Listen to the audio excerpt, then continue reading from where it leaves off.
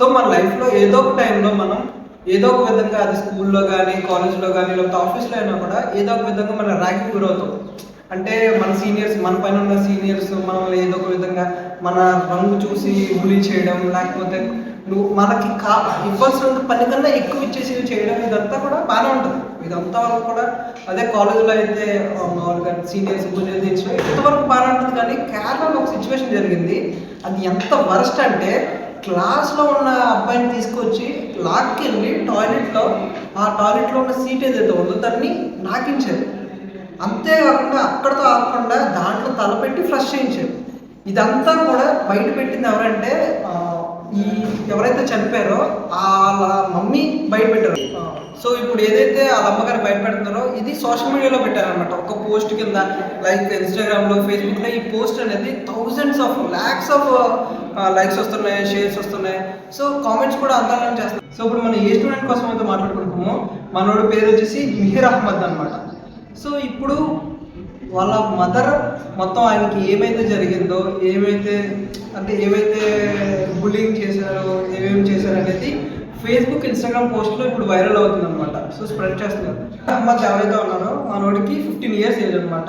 ఇప్పుడు present 9th class కొచ్చిలో, కేరళలో ఉన్న కొచ్చిలో చదువుతున్నారు. సో ఇట్స్ సిబిఎస్ఈ స్కూల్ అనమాట. ఓకే. సో మొత్తం వాళ్ళ అమ్మగారు ఏం చెప్తున్నారంటే ఇప్పుడు మనోడు స్కూల్ నుంచి 2:45 ఆ టైంకి వచ్చేసాడు ఇంటికి వచ్చేసిన తర్వాత 3:50 ఆ టైం కల్లా 26th ఫ్లోర్ నుంచి దూకేసాడు. అసలు ఒక నార్మల్ పేరెంట్స్ సార్ అది విజువల్ చేసుకుంటానే ఎంత హార్ట్ బ్రోకెన్గా ఉంటుందో ఆలోచించండి. అసలు ఎందుకు జరిగిందో తెలియదు. 1 hour గ్యాప్లో అసలు ఏం జరిగిందో ఏంటో తెలియదు. బేసిక్గా వాళ్ళ పేరెంట్స్కి ఇదంతా కూడా జరుగుతుంది. ఏదైతే స్కూల్లో సీనియర్స్ ఎవరైతే బుల్లీ చేశారో, లేకపోతే ఎవరైతే ఇదంతా చేశారో అనేది ఏం తెలియదు పేరెంట్స్కి. వాళ్ళకి తెలిసింది ఏంటి, జస్ట్ ఇంటికి వచ్చాడు, ఓకే ఉన్నాడు కదా అని అనుకుంటారు. కానీ విత్ ఇన్ 1 hour రేంజ్లో 26th ఫ్లోర్కి వెళ్ళి అక్కడి నుంచి దూకేయడం, అది వాళ్ళు చూడడం, అసలు ఏం జరిగింది అనేది మొత్తం చనిపోయాడు. ఆన్ ద స్పాట్లో చనిపోయాడు. సో దాని కింద ఓకే ఏదైతే అయిపోయింది, జరిగిపోయింది, ఏమైంది అనేది తెలియకుండానే వాళ్ళ పేరెంట్స్ తెలియకుండా అయిపోయింది. సో ఇదంతా అయిపోయిన తర్వాత అసలు ఎందుకు చనిపోయాడు అనేది వాళ్ళ ఫాదర్, మదర్ ఇన్వెస్టిగేట్ చేయడం స్టార్ట్ చేశారు. సో వాళ్ళు చేస్తున్నప్పుడు ఏమైందంటే వాళ్ళ ఫస్ట్ వాళ్ళు అడిగింది వాళ్ళ ఫ్రెండ్స్ని. ఇప్పుడు మిహిర్ అహ్మద్ ఎవరైతే ఉన్నారో వాళ్ళ ఫ్రెండ్స్కి కాల్ చేసి అసలు ఏం జరిగింది ఏంటనేది మొత్తం ఆ ఫ్రెండ్స్ నుంచి కొంత ఇన్ఫర్మేషన్ లాగారు. దాని తర్వాత ఇన్స్టాగ్రామ్ చాట్స్ ఉంటాయి. సో దాని నుంచి కొంత ఇన్ఫర్మేషన్ అనేది తీసుకున్నారు. సో వాళ్ళ పేరెంట్స్ ఎప్పుడైతే ఇలాగ ఫ్రెండ్స్ దగ్గర నుంచి ఇన్స్టాగ్రామ్ చాట్స్ నుంచి తెలుసుకోవడం స్టార్ట్ చేశారో వాళ్ళకి చాలా హార్ట్ బ్రోకెన్ థింగ్స్ అనేవి తెలిసినాయి అనమాట. అవి ఏంటంటే ఇప్పుడు మనోడు 9th క్లాస్ చదువుతున్నాడు. 15 years ఏజ్ ఉన్న వ్యక్తి కాబట్టి 9th క్లాస్ చదువుతున్నాడు ప్రెసెంట్ అయితే. సో వీళ్ళ సీనియర్స్ ఎవరైతే ఉన్నారో ఆ స్కూల్లో ఉన్న సీనియర్స్ అందరూ కూడా మనోడిని కలర్ పేరు చెప్పి బుల్లీ చేయడం, ఫిజికల్ అసల్ట్ చేయడం, అంటే కొట్టడం, వాడిని తనని కొట్టడం, ఇవన్నీ చేసేవారు అనమాట. మిహిర్ అహ్మద్ని ఎంతలా అరెస్ట్ చేశారంటే ఈవెన్ క్లాస్లో ఉన్న వాడిని లాక్కెళ్ళి టాయిలెట్లోకి తీసుకెళ్ళి ఆ టాయిలెట్ సీట్ని దాన్ని ఏమంటారో నాకించారనమాట. సో అసలు ఆ సిచ్యువేషన్ ఊహించుకుంటేనే అసలు అంత శాడిజం. ఈవెన్ 16 years ఏజ్, అంటే 10th క్లాస్ అంటే 16 years ఏజ్ ఉంటుంది. ఆ ఏజ్లో అంత శాడిజం చూపించాల్సిన అవసరం ఏముంది? పక్క నుండి బాధ పెట్టి నాకుతో ఉంటే అంతేకాదు, దాన్ని నాకేసిన తర్వాత దాంట్లో ఫ్లష్లో తలకాయ పెట్టి ఫ్లష్ చేయడం, ఆ వాటర్ అంతా స్ప్రెడ్ చేయడం, ఇవన్నీ కాకుండా ఇంకా చాలా చేశారనమాట. లైక్ ఇప్పుడు మన సిగరెట్స్కి బదులు ఇప్పుడు చాలామంది వేప్ వాడుతున్నారు. వేప్ తాగమని ఫోర్స్ చేయడం, ఇలాంటివి చేశారనమాట. ఈవెన్ స్కూల్లోనే కాదు, స్కూల్ బస్సులో కూడా మొత్తం అంతా తనని ఎప్పుడూ కూడా ఏదో ఒక విధంగా హెరాస్ చేస్తూనే ఉంటారు, బుల్లీ చేస్తూనే ఉండేవారు. ఇదంతా కూడా చేసేవాళ్ళు అనమాట. అంతేకాకుండా ఈవెన్ మన స్కూల్స్లో ఉన్నప్పుడు కొన్ని ఆటలు ఆడతాం. ఏంటంటే ఇప్పుడు ఈ ఫింగర్స్ మధ్యలో ఏదైతే ఉన్నదో మన పెన్సిల్, ఈ స్పేస్లో పెన్సిల్ ఉంటుంది కదా, సో పెన్సిల్ పెట్టి ఆడటం, ఇలాంటి చిన్న చిన్న గేమ్స్ ఆడతాం. మనం ఇక్కడ పెన్సిల్ ప్లేస్లో వాళ్ళు ఏం చేస్తారంటే కత్తి, ఏదైతే నైఫ్ ఉంటుందో సో దాంతో ఆడేవారు అనమాట.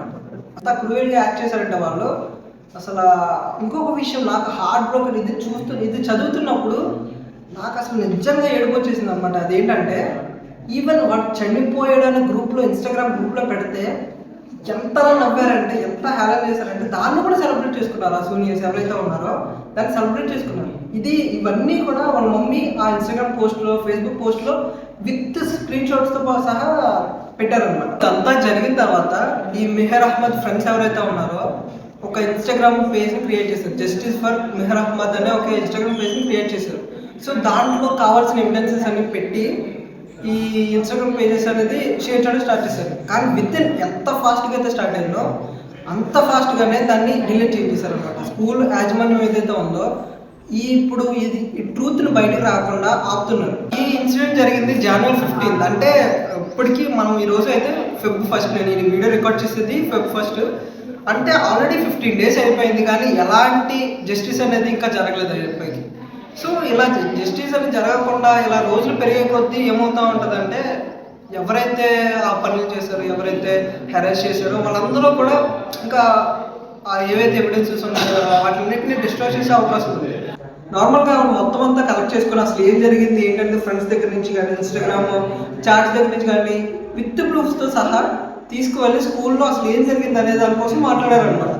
సో మాట్లాడితే స్కూల్ ఏం చెప్తుందంటే అసలు అలాంటిది ఏం జరగకపోవచ్చు, అయినా ఇది పోలీసులు చూసుకుంటారు, మాకైతే ఏ సంబంధం లేదన్నట్టుగా మాట్లాడుతుంది. ఇప్పుడు ఏంటంటే స్కూల్ యాజమాన్యం ఏం చెప్తుందంటే అసలు మీరు చేస్తున్న ఆరోపణకి అసలు ఎలాంటి బేస్ లేదు, ఎలాంటి ఆధారం లేదు. ఈవెన్ ఆధారం ఉన్నా కూడా ఎలాంటి ఆధారం లేదు. From school and the fact that the school authorities did nothing about it despite being provided with all the evidence. అంటే స్కూల్ రెప్యుటేషన్ ని కాపాడుకోవడానికి ఇలా చేస్తున్నారు అన్నమాట. ఆవిడ కలెక్ట్ చేసిన ఆధారాలు ఏవైతే ఉన్నాయో వాటన్నింటినీ పట్టుకుని సీఎంకి హ్యాండ్ ఓవర్ చేశారు. అండ్ అలానే దగ్గరలో ఉన్న పోలీస్ స్టేషన్ ఏదైతే ఉందో ఆ పోలీస్ స్టేషన్లో కూడా ఎఫ్ఐఆర్ ఫైల్ చేయించారు. దాని తర్వాత దీని మీద అప్పుడు ఎడ్యుకేషన్ మినిస్టర్ అయినా, అంటే కేరళ ఎడ్యుకేషన్ మినిస్టర్ అయినా అండ్ శివంకుట్టి గారు కూడా దీని మీద కొంచెం ఇన్వెస్టిగేషన్ అనేది చేస్తున్నారు. కొంతమంది టీం పంపించి ఇన్వెస్టిగేషన్ చేస్తున్నారు.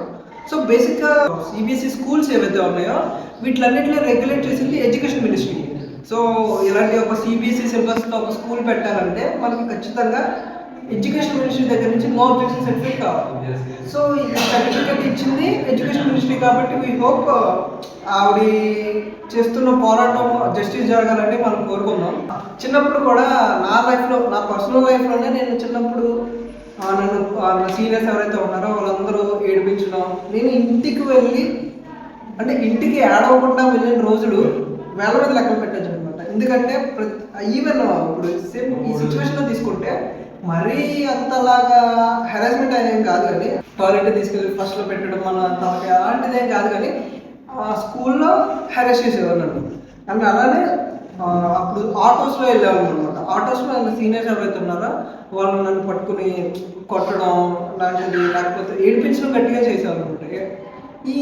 నాకు అర్థం కాదు ఏంటంటే అసలు పక్కనోడిని ఇబ్బంది పెట్టి బాధ పెట్టి ఆవిడ సంతోషం పొందుతానంటే అసలు అది ఏ రకమైన సాడిజమో నాకు అర్థం కావట్లేదు. ఎందుకంటే అలాంటి వాళ్ళకి ఒక మెంటల్ స్టెబిలిటీ అనేది కరెక్ట్గా లేదు. ఈవెన్ ఇప్పుడు మీరు డైరెక్ట్గా మీతో ఇప్పుడు ఇది ఎవరైతే చూస్తున్నారు, ఫర్ ఎగ్జాంపుల్ మీరే స్కూల్లో ఉన్నా, కాలేజీలో ఉన్నా, ఒక్క నిమిషం ఆలోచించండి. పక్కనోడి గురించి, పక్కనోడి మీద ఏదో బాధ పెట్టి చేసి నీకు వచ్చిన ఆనందం దాన్ని సాడిజం అంటారు, కానీ దాని ఆనందం అవుతుంది. సో కొంచెం ఆలోచిద్దాం. ఎందుకంటే ఇప్పుడు మీరు పైన ఉన్నారంటే మనం హెల్ప్ చేసే స్టేజ్లో ఉండాలి, కానీ వాడేదో మీకు సంబంధించి ప్రతిదీ చేయడం ఇది అలాంటి కరెక్ట్ కాదు కదా. ఈవెన్ ఇప్పుడు సోషల్ మీడియాలో అయినా కూడా సోషల్ మీడియాలో ఏదో చిన్న పోస్ట్ పెడితే చాలు దానికి 100 రకాల కామెంట్స్, 100 రకాల అసలు 100 వంకలు పెడతారనమాట. ఇదంతా ఎందుకు? నార్మల్గా అది నిజంగా బేసిక్గా నాకు ఏమనిపిస్తుంది అంటే ఇలా ఎవరైతే చెత్త కామెంట్స్ పెడతారో ఒక మంచి పోస్ట్ ఇట్లన్నిటికీ వాళ్ళ ఒక మెంటల్ స్టెబిలిటీ కరెక్ట్గా లేదు. వాళ్ళు బేసిక్గా ఒక మెంటల్ హాస్పిటల్కి వెళ్ళడం బెస్ట్.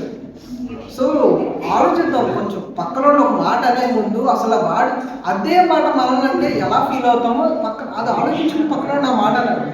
ఓకే, సో నేను ఈ వీడియోలో చెప్పాల్సింది అదే, నేను చెప్పొచ్చేది అదే ఏంటంటే సో అందరూ సమానంగానే ఉన్నాం. ఇప్పుడు సమానంగా చూసుకుందాం. ఒకటి పక్కన మన ఫ్రెండ్స్ని మన ఫ్రెండ్గా చూసుకుందాం. అంతగా హెరాస్ చేసి ఇప్పుడు ఒక సీనియర్ జూనియర్ రేంజ్లో ఉన్న వాళ్ళని ఎలా చేయాలి? సీనియర్ ఎలా అయితే ఇప్పుడు వాళ్ళకి హెల్ప్ చేయాలి, వాళ్ళకి ఏదైనా అవసరం అయితే హెల్ప్ చేసే స్టేజ్లో ఉండాలి. అలా తీసుకెళ్ళిపోయి తలకాయలు పెట్టడం. ఎందుకంటే ఇప్పుడు ఒక లైఫ్ అనేది చాలా ప్రీషియస్. అది ఇప్పుడు ఇప్పుడు వాళ్ళ పేరెంట్స్ ఎవరైతే ఉన్నారో వాళ్ళ పిల్లలు చనిపోయాడు, సూసైడ్ చేసుకునే స్టేజ్ వరకు అక్కడ తీసుకొచ్చే అవసరం లేదు. మ్యాక్సిమం నేనైతే మీరు ఈ వీడియో చూసే ఎవరైతే స్టూడెంట్స్ ఉన్న పేరెంట్స్ ఉన్నా, మీరు ఒకవేళ పేరెంట్స్ అయితే మీ పిల్లోడిని ఒకసారి అడగండి. ఈవినింగ్ వచ్చిన తర్వాత ఏమన్నా ప్రాబ్లమ్స్ అవుతున్నాయా ఏంటి, క్లాస్లో ఏమైనా ఇబ్బంది ఉన్నదా, ఇవన్నీ కూడా అడగండి, తెలుసుకోండి. అర్థమైందా? సో అలానే మీరు స్టూడెంట్ అయితే ఒకవేళ మీకున్న ఏమైనా బాధలు ఉన్నప్పుడు చెప్పండి, మీ పేరెంట్స్కి చెప్పండి, లేకపోతే మీ స్కూల్లో ప్రిన్సిపల్ కానీ ఎవరైతే మీ టీచర్ ఉన్నారో వాళ్ళందరికీ చెప్పండి. ఇది అంతేగాని హార్డ్ డెసిషన్స్ తీసుకొని ఇదంతా సూసైడ్ చేసుకోవడం ఎందుకు, అదంతా అవసరమని నా అభిప్రాయం. సో ఈ వీడియో ఎక్కడ చూస్తే మీకు నచ్చిందని అనుకుంటున్నా. ఈ వీడియో మీకు నచ్చినట్లయితే లైక్ చేసి సబ్స్క్రైబ్ చేయండి.